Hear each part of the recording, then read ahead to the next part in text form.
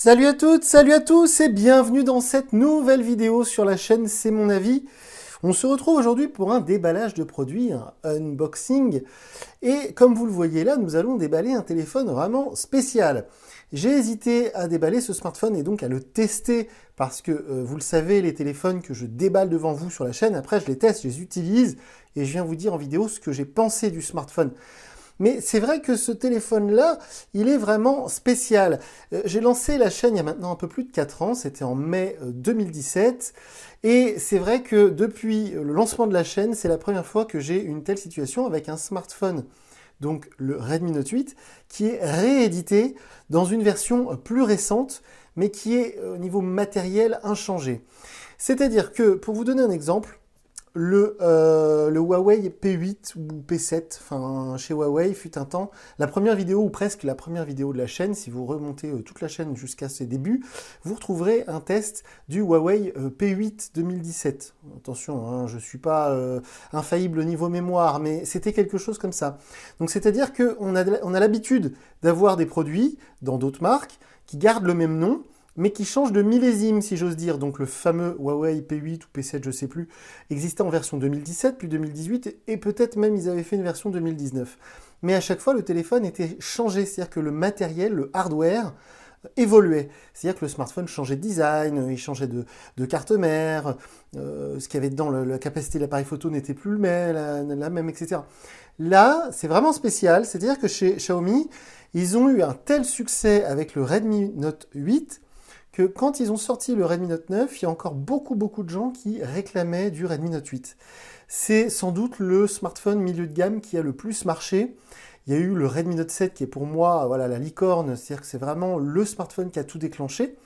Et donc cette évolution du Redmi Note 7, c'était le Redmi Note 8, est considéré pour beaucoup comme le meilleur smartphone qui a été lancé en Europe par Xiaomi dans cette gamme Redmi. Donc on met à part tous les modèles Mi 9, Mi 8, etc. Et donc ce Redmi Note 8, il a été réédité il y a 2 mois en version 2021. Donc ça c'est vraiment spécial et c'est pourquoi j'étais curieux de tester ce téléphone. J'ai hésité parce que ça fait déjà 2 mois qu'il est sorti et puis je suis tombé dessus en rayon, pour rien vous cacher, en faisant mes courses. Il était vendu chez Leclerc et je me suis dit, eh ben, c'est vrai que je ne l'ai toujours pas testé ce téléphone et je suis vraiment curieux de le faire. Donc on va le déballer ensemble. Alors a priori ce sera exactement le même déballage puisque ce Redmi Note 8, enfin en tout cas la version sortie en octobre 2019, moi je l'avais testé, c'était un très bon smartphone. Et donc 1 an et demi après, eh bien ils ont décidé de faire évoluer uniquement, on va le voir en détail, je vous mets sous la vidéo, je vous mets le lien vers les 2 fiches techniques, comme ça vous pourrez faire la comparaison entre le Redmi Note 8 version 2019 et le Redmi Note 8 version 2021. Vous verrez que c'est le même poids, c'est le même téléphone en fait, hein. C'est le même capteur photo, c'est la même batterie, etc. Mais ils ont quand même changé le processeur, c'était du Snapdragon de chez Qualcomm et c'est devenu du Mediatek, du Helio. Et puis évidemment, surtout, j'ai envie de dire que c'est surtout pour ça qu'ils ont fait une version 2021, ils ont fait évoluer le software, le logiciel, puisque ce smartphone, en tout cas la version 2019, c'était du Android 9 évolutible, je ne sais pas si ça se dit. En tout cas, on pouvait le faire évoluer vers Android 10. Mais on ne pouvait pas le faire évoluer vers Android 11. Alors que c'est le cas de cette version 2021, évidemment, elle est en version Android 11 avec MIUI 12.5. Donc, d'où l'intérêt de ce déballage et de ce test, parce que moi, je suis très curieux de voir ce qu'un téléphone de 2019, au final, peut donner avec un software de 2021. Alors, le téléphone en lui-même, je suis vraiment désolé, j'aime beaucoup tester les téléphones, vous savez, avec des designs assez clairs, assez clinquants. Malheureusement, il était disponible uniquement en noir. On va s'y intéresser juste après. Au niveau du déballage, alors bon, ça va être du classique hein, pour du Xiaomi. Par contre, ce qui est bien, c'est que vu que c'est un smartphone qui a été acheté en France, on va le voir dans un instant, mais il y a des oreillettes. C'est pas le cas si vous le commandez sur AliExpress, par exemple. Alors, l'adaptateur secteur, bon, de toute façon, la charge, hein, on ne pourra pas aller au-dessus de, je crois que c'est 18 watts hein, maximum. Donc, l'adaptateur secteur, ça va être du même genre. Vous voyez, il sort jusqu'à 20 watts. Voilà, on est en sortie jusqu'à 20 watts. C'est l'adaptateur secteur typique qu'on trouve dans quasiment tous les smartphones, on va dire, entrée de gamme, milieu de gamme chez Xiaomi. Alors, par contre, du coup, c'est un adaptateur USB type C. Donc, ça, c'est vraiment très actuel, on va dire. Hein, puisqu'il n'y a pas longtemps, j'ai même testé le Realme C21 qui était en micro USB. Hein, donc, et ce téléphone, pour rien vous cacher, J'ai eu envie de le tester parce que sur les réseaux sociaux, on me pose très souvent des questions, vous savez, des «Salut, j'ai vu tes vidéos, qu'est-ce que tu me conseilles? J'ai tel budget». Et je suis assez surpris de voir que généralement, les gens sont moyennement motivés, j'ai envie de dire, à acheter des modèles qui viennent de sortir. Généralement, vous êtes plus enclin à acheter des modèles qui sont sortis il y a quelques mois, voire quelques années, et qui ont une excellente réputation. Et bien du coup, c'est assez intelligent de la part de Xiaomi de ressortir un modèle qui est très connu, qui a une excellente réputation, et de l'avoir mis à jour en 2021, c'est-à-dire avec Android 11 et avec MIUI 12.5. Donc c'est assez intelligent. Le kit oreillette en plus c'est de l'intra-auriculaire, donc c'est plutôt sympa. Ensuite, dans la petite boîte ici, on va avoir... Alors c'est vraiment retour à le futur ce déballage, hein, parce que c'est vraiment le déballage que j'ai fait il y a 2 ans, donc c'est assez spécial. Le petit outil pour le tiroir SIM. On va avoir, alors là, une coque, mais fumée. D'habitude, elle est transparente.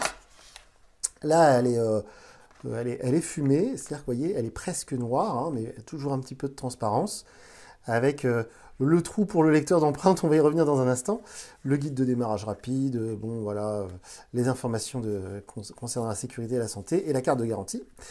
Hop, donc ça on va le mettre de côté. Et donc le téléphone en lui-même, comme je vous le disais, c'est strictement le même qui est sorti en octobre 2019. Donc, ce qui est assez surprenant, c'est que vous pouvez trouver ce smartphone d'occasion à 100 €, peut-être même moins cher, mais en version 2019. Donc, qui n'aura pas le même processeur, qui n'aura pas le même logiciel interne. Alors, le lecteur d'empreintes à l'arrière, je suis curieux de voir ça au quotidien, parce qu'on n'a plus trop l'habitude, ou alors sur les modèles vraiment entrée de gamme, comme le Realme C21 que j'ai testé il y a quelques jours. Et c'est vrai que ce quadruple capteur photo faisait très forte impression il y a presque 2 ans. Et en fait, c'est surtout ça qui a fait la réputation de ce modèle. Le capteur 48 mégapixels Sony est très très bon, le capteur principal. Il y a aussi du grand angle, il y a aussi un capteur macro, un capteur de profondeur. Il était très très bien pourvu de ce niveau-là, de ce côté-là, pardon, le Redmi Note 8 à l'époque. Donc c'est assez classique. On va enlever la petite protection. Alors, vous voyez, hein, ils nous font un petit rappel des caractéristiques techniques et ils mettent en avant le processeur Mediatek Helio G85, qui est certes un petit peu plus récent et un petit peu plus performant que le Snapdragon qui équipait à l'époque le téléphone.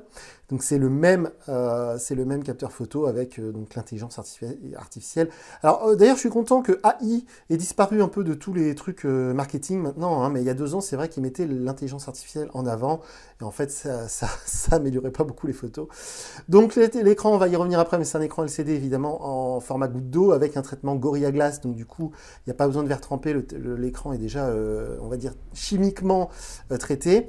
Et puis 4000 mAh, alors maintenant ça paraît un peu petit, mais à l'époque c'était vraiment pas mal. Et ça justement c'est quelque chose que je suis curieux de tester. Et alors vous voyez, on est jusqu'à 18 watts, alors j'ai envie de dire seulement, mais à l'époque c'était fast charging, hein, c'était une recharge rapide, 18 watts, ça paraissait assez performant. Mais c'est vrai que maintenant, en 2021, quand on met 200-250 € dans un smartphone, par exemple le Redmi Note 10, ou alors des modèles évidemment plus haut de gamme, Poco F3, tout ça, on va avoir évidemment des charges beaucoup plus puissantes. Alors, la batterie ne faisant que 4000 mAh, normalement en 18 watts, ça charge plutôt vite quand même. Mais je testerai ça comme d'habitude. Donc on va allumer le téléphone ensemble, on va aller jusqu'à la page d'accueil. Et puis, si vous avez l'habitude, voilà, vous savez que d'ici quelques jours, je viendrai vous dire ce que j'ai pensé du téléphone. Mais très honnêtement, il ne peut être que très bon.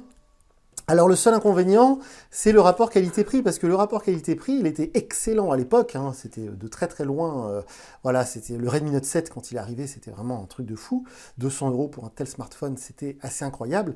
Donc là évidemment, il n'y a pas de 5G, aujourd'hui à 200 €, on peut trouver de la 5G par exemple avec le Narzo 30 de chez Realme. Et puis, il y a le fameux Poco M3 Pro. Alors, le M3 tout court va être beaucoup moins cher que ce Redmi Note 8. Puis, le M3 Pro va être dans les mêmes tarifs, mais le M3 Pro fait 5G.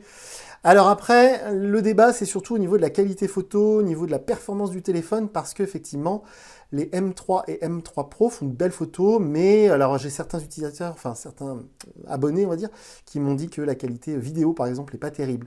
Donc c'est vrai que ce Redmi Note 8 était bien meilleur. Donc c'est assez étonnant.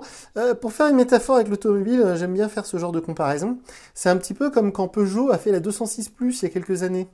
Je ne sais pas si vous vous intéressez à l'automobile, mais quand Peugeot a lancé la 207, certains clients ont moyennement apprécié le nouveau design et ont regretté que la 206 s'arrête. Donc chez Peugeot, ce qu'ils ont fait, c'est qu'ils ont fait une 206 Plus, Donc c'était la face avant de la 207, mais c'était une 206 pour satisfaire les utilisateurs qui regrettaient la 206, qui la trouvaient meilleure que la 207. Donc c'est exactement pareil avec ce Redmi Note 8. Alors vous voyez, comme d'habitude, ça je crois d'ailleurs que ça, en tout cas chez les concurrents, ça a disparu. On nous propose deux modes. On nous propose un mode à la Huawei, j'ai envie de dire, c'est-à-dire toutes les applications sur le bureau, et puis un mode, je dirais, plus Android actuel, hein, où on sort le tiroir d'applications, quelque chose qui me paraît plus pratique au quotidien.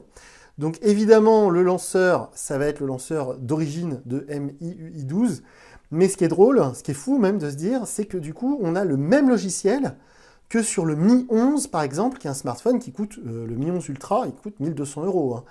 Donc on a là un smartphone sorti il y a 2 ans, sorti en 2019 en tout cas, et équipé d'un processeur vraiment pas cher, hein, parce qu'il fait 4G, c'est un processeur Mediatek, donc ça doit vraiment leur coûter que quelques dollars.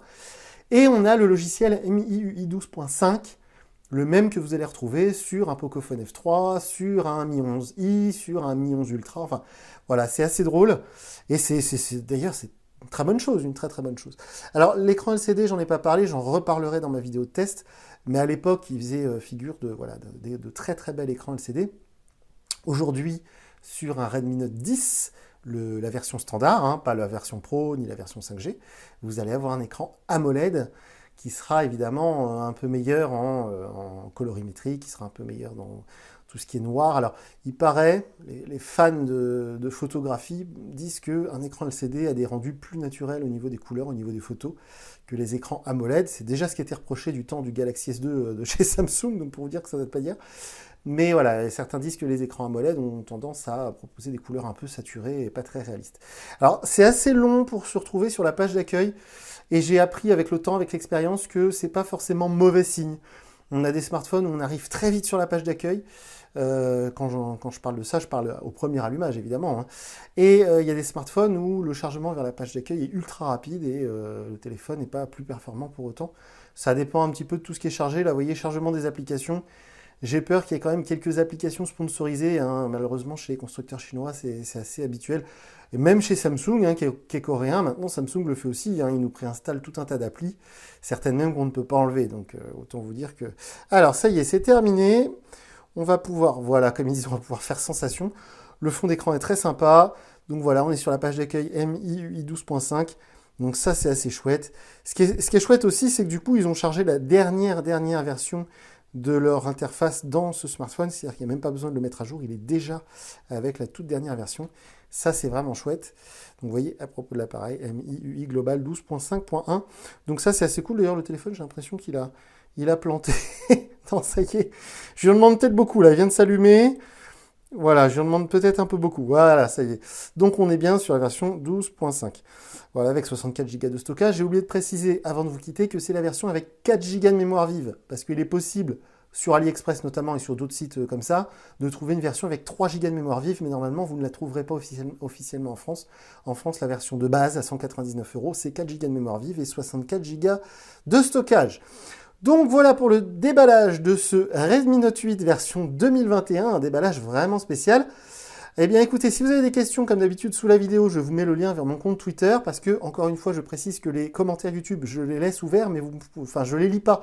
Donc si vous posez vos questions dans les commentaires YouTube, peut-être que certains pourront vous répondre, mais pas moi. Donc si vous voulez vraiment me poser une question, peut-être à propos de ce smartphone en particulier, n'hésitez pas à vous adresser à moi via Twitter. Donc voilà pour le déballage de ce Redmi Note 8. Moi, je vous dis à très bientôt pour une nouvelle vidéo sur la chaîne. Salut!